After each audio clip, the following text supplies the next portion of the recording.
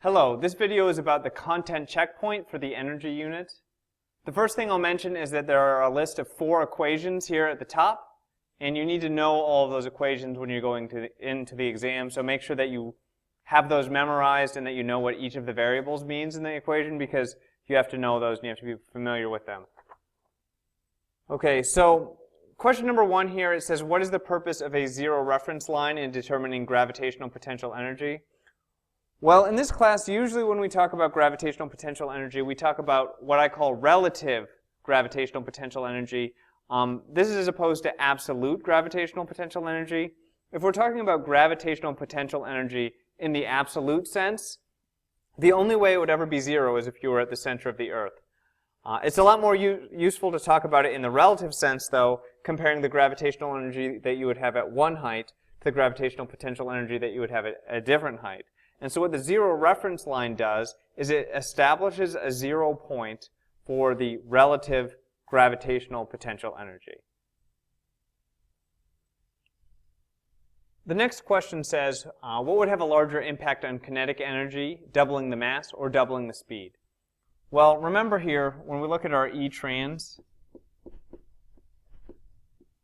all right, which generally speaking is the most common type of kinetic energy, that it equals 1/2 mv squared. And so doubling the mass is not as significant as doubling the velocity, because doubling the velocity, we end up with 4 times the translational energy because that velocity is squared. So velocity ends up, or speed in this case, ends up being a more important term because it is squared. So doubling the speed.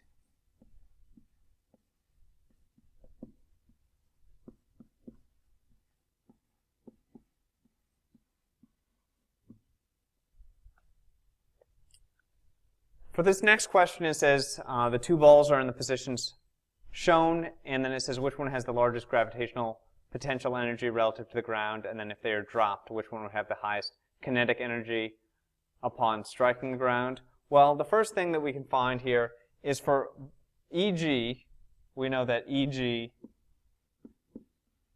equals mass times gravity times the height. All right, for the 4 kilogram ball, we have Eg equal to 4 times 10 times 1, all right, which equals 40 joules. However, you'll see if you do the same thing for this one, Eg equals 2 times 10 times 2, then you also get 40 joules. All right, so they have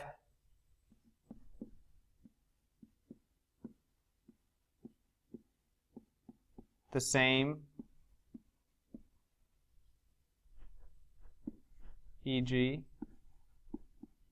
And then you have to think about what's happening here. Just before they strike the ground, all of that Eg, all of that gravitational potential energy, has been converted into translational kinetic energy. All right, so that entire 40 joules of energy that each of them has is transferred from gravitational potential to kinetic energy. And so we end up actually having the same kinetic energy at the end, because all of that is converted into kinetic energy. So all of this is converted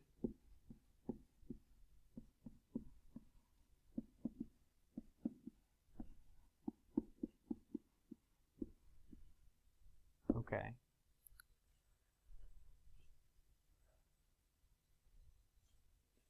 And then we'll say, therefore,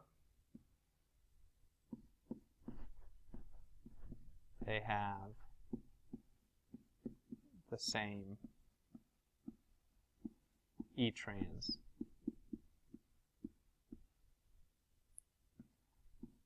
At the end as well. Okay, so they had the same Eg originally. All of that Eg is going to be converted into E-trans if they're about to strike the ground. And then that means they have the same E-trans. I might ask you as an alternate version of this, which one would be going a faster speed? Well, if you think about that, right, the one that's going The one that's going the faster speed, if they have the same translational energy, will have less mass because basically it has to have a faster speed to make up for its small mass. All right, so if two objects have the same translational energy, but one of them is larger and one of them is smaller, the smaller one has to be moving faster because it has less mass. It has to be moving faster to make up for its small mass.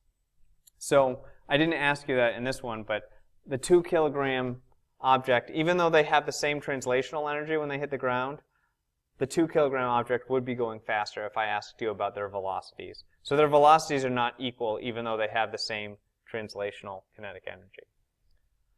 Number 4 is a similar sort of question.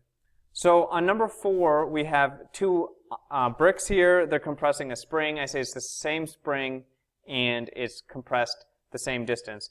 And because of that, we know that they have the same spring energy initially, all right, which I'll call ESPI.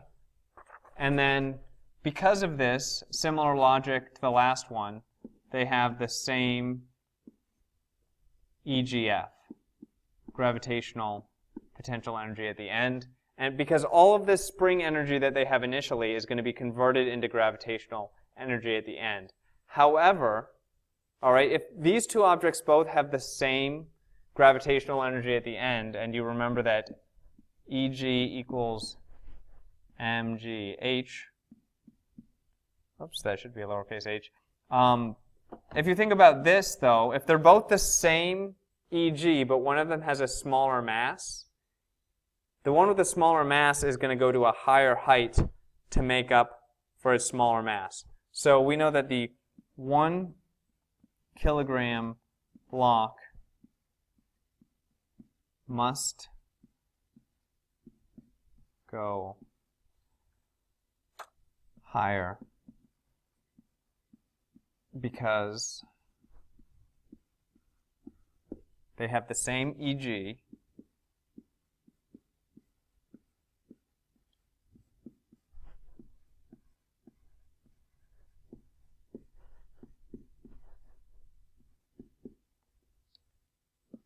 but it has less mass.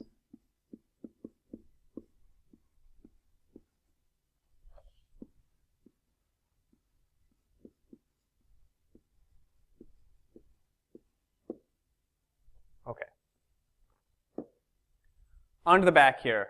So we've got first here an energy pie chart situation. With this one, you have to think about, before you draw anything, what sorts of energies are coming into play here. We have gravitational energy because the object is moving up and down. We have translational energy at some points because the object is moving. And then you see here it says that at D it has come to rest. It's stopped at D, which only makes sense that it would stop there on that lower hill if there was some sort of friction. And if there's friction, then we're going to have thermal energy. So that's kind of the context that we have here. The first thing that I do then is I think about my gravitational energy. In A, all of it is gravitational energy. All right. Then for the rest of them, I look at their heights and try and decide where they would fit. So for B, I would say that B is just about halfway down the hill. So for B, I would say Eg is about half of it. All right. For C, it's at the bottom most, so there's no Eg. And then for D, D looks higher than B. It looks like it's about 2/3 of the way up. All right, so what I'm going to do here for this one is I'm going to say Eg makes up most of it because it's about 2/3 of the way to the top. And so now I've partitioned off my gravitational energy. The next thing I'm going to think about is thermal energy. Thermal energy should be going up each time. All right, so we've got thermal energy here, which I will call E therm.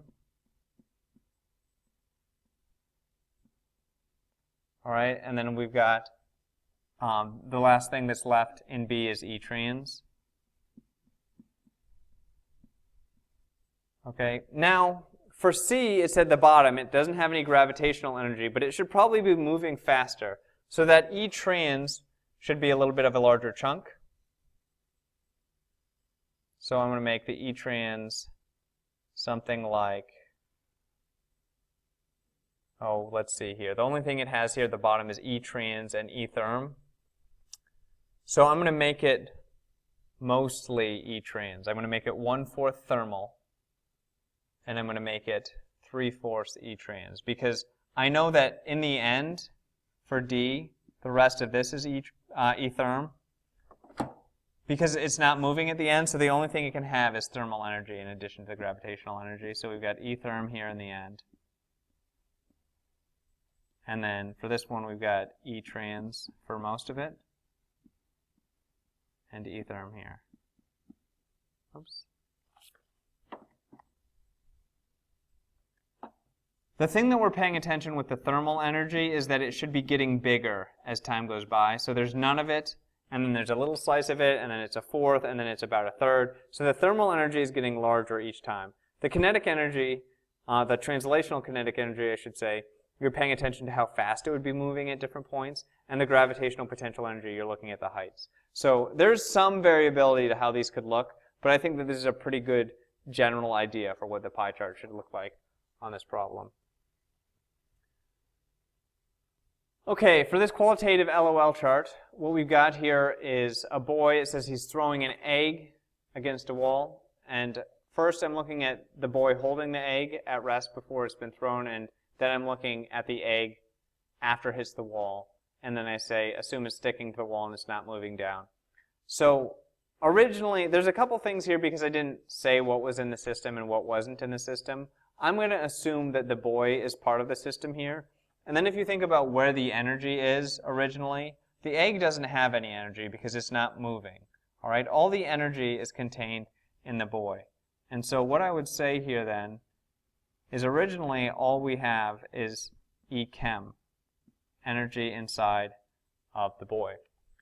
In the end, that chemical energy is expended to make that egg both travel up to a height, and because there's deformation in the egg, because the egg has broken and splattered, there's probably some thermal energy as well.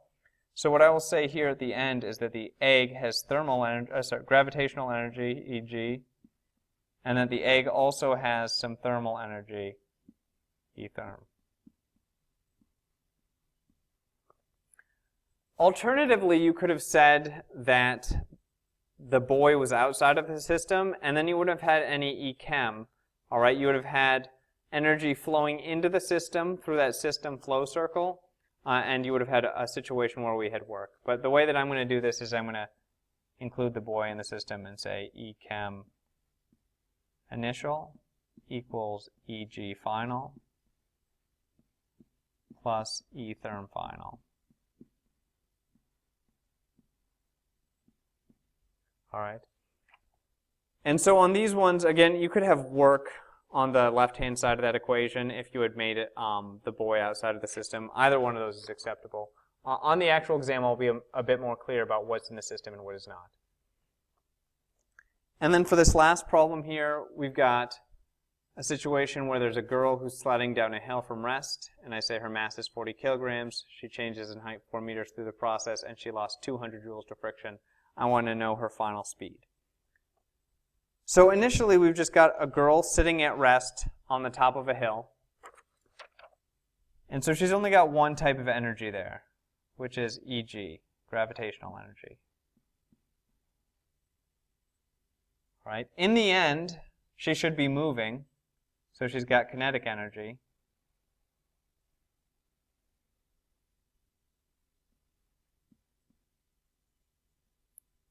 E trans. Okay, and she also has a little bit of thermal here, it says, E therm. Okay, so our energy equation that we get from this then is that EGI, the initial gravitational energy, must equal E trans F, the final translational energy, plus E therm.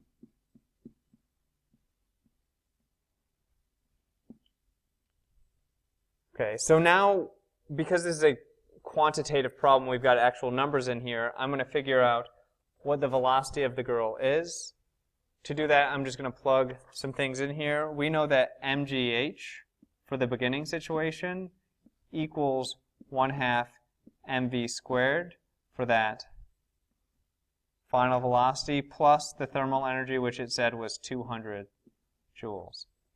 All right, now plugging in actual numbers, the mass was 40 times 10 times the height, which was 4, and that equals 1/2 times her mass, which again was 40, times her velocity squared, plus the 200. Just simplifying some things here, we get 1600 joules of gravitational energy originally equals 20 v squared plus 200. All right, then you get 1400 equals 20 v squared. Divide both sides by 20 and take the square root, and you should get that v equals the square root of 70, which is 8.37 meters per second. So if you understood this pretty well, you should be good to go on the exam. However, if anything didn't make sense, make sure you come in and ask. Also, I'll point out that there were no problems on this that involved the work equation, work equals force times distance. That is fair game on the exam, so try and look through the other materials, find some other examples where I use the work equals force times distance equation. I have another video where I go through some examples of things like that, and just make sure you've practiced those and that you're prepared for that.